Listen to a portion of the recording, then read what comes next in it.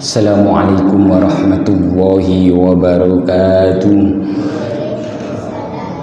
Bismillahirrahmanirrahim. Alhamdulillahi rabbil alamin wal aqibatu lil muttaqin wala udwana illa 'alal zalimin.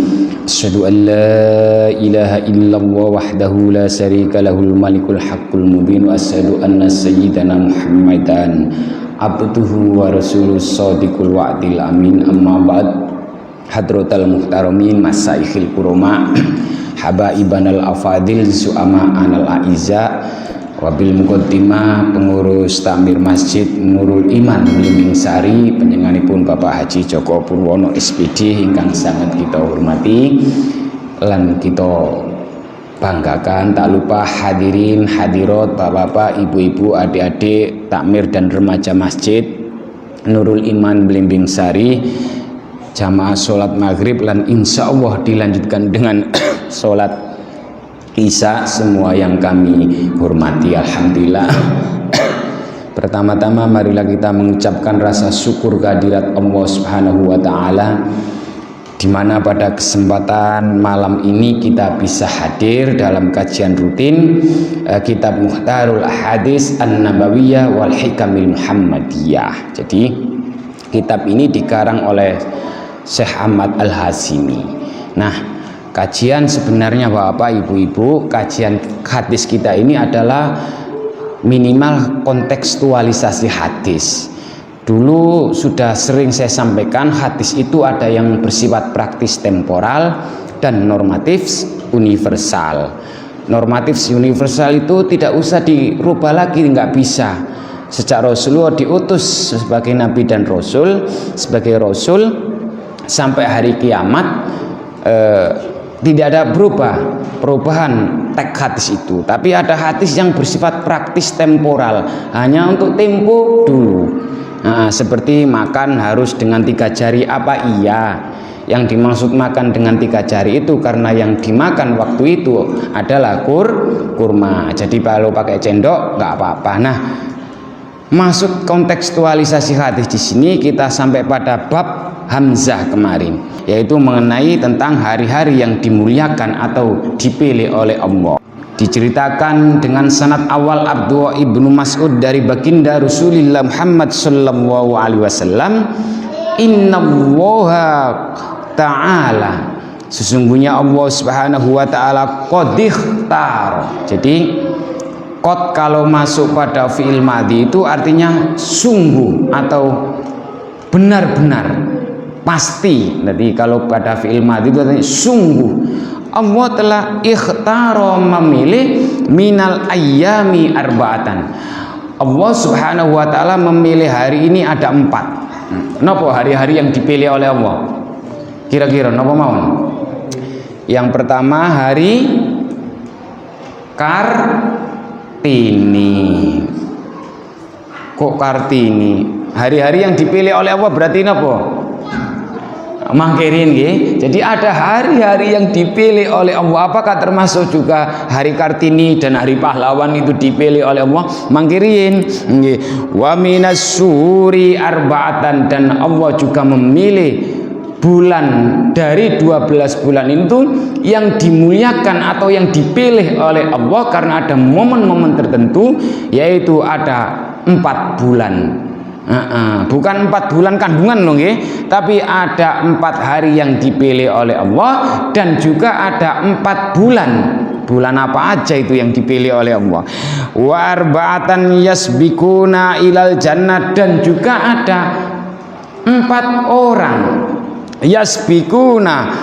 yasbikuna itu didahulukan. Ada 4 orang yang didahulukan ilal jannah, didahulukan untuk masuk surga.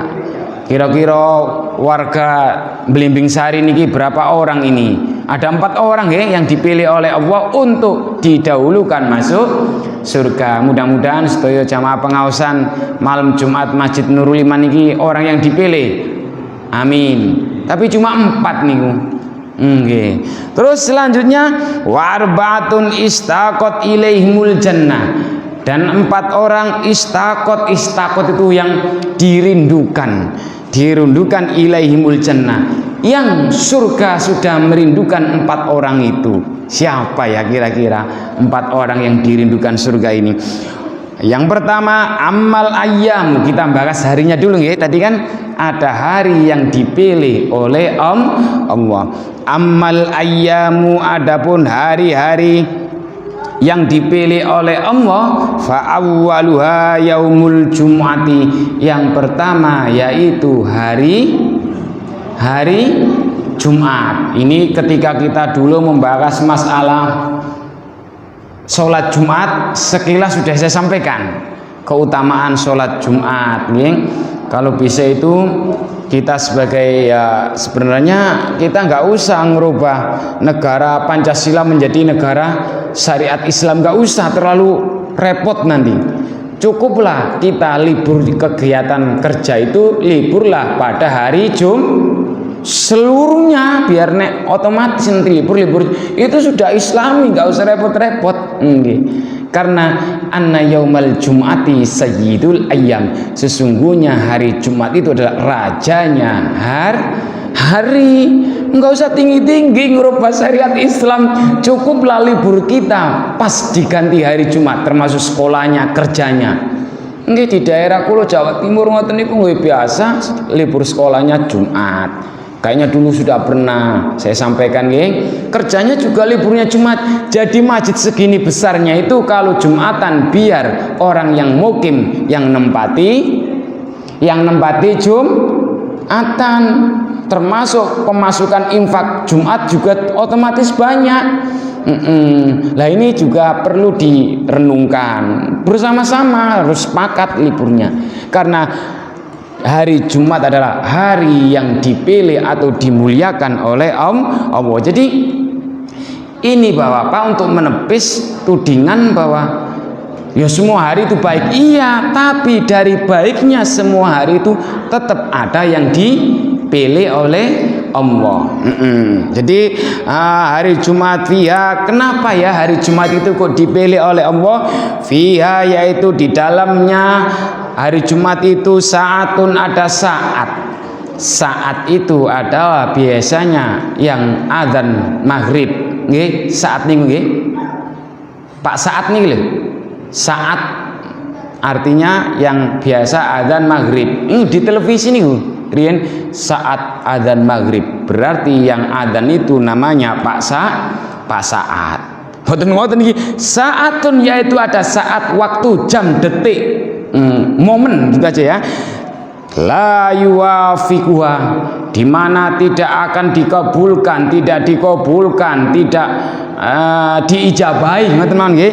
Abdun, seorang hamba muslimun yang Islam, di mana orang Islam itu enggak dikabulkan loh. Yas'alullah, jika minta kepada Allah sayan, atas sesuatu, min amrid dunya, baik itu urusan masalah dunia, wal akhirati, dan urusan permintaan masalah akhirat, iya, jika sih kok atahu iyahu. Jadi ngeten, kalau menerjemahkan teks Arab, kalau awalnya ada nafi, iya kan? La yas'alu, mana tadi? Tulisannya yang kalau nggak di la yuwafiquha. Jadi ibaratnya kalau ada lana tidak akan dikabulkan.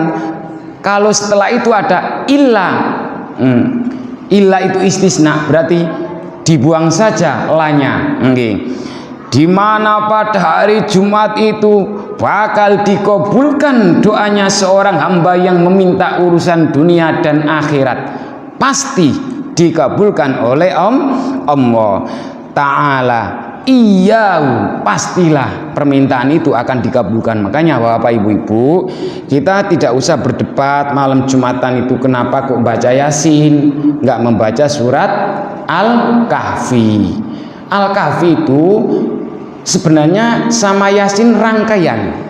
Ada di beberapa wilayah Yasinnya dibaca habis maghrib, terus Al-Kahfinya menjelang Jumatan, karena menjelang Jumatan itu masih kategori hari Jumat.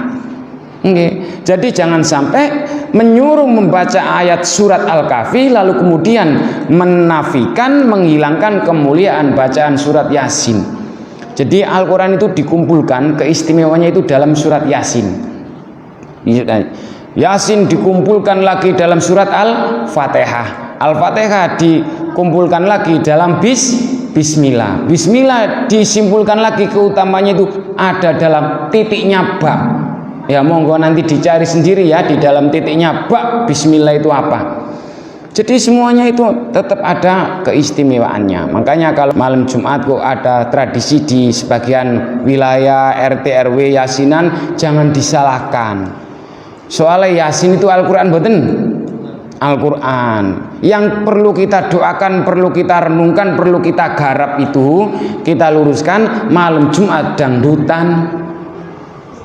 Malam Jumat malah nggak membaca surat Al-Kahfi, yang dibaca malah surat alkohol ayat 1 botol. Nah ini yang perlu digarap. Mabuk lagi, judi lagi, engkau bawa teman-teman mabuk bersamamu. Itu surat alkohol ayat 1 botol. Lah ini yang kita luruskan, kita kasih petunjuk-petunjuk. Yang baca Yasin biarin nggak apa-apa. Oke. Jadi Jumatan itu keistimewanya saya tidak mengulang lagi. Dulu pernah membahas masalah pas hari Jumat. Ada pertanyaan? Oke, tidak ada pertanyaan. Wasani, hari yang kedua yang dipilih oleh Allah, kira-kira hari apa?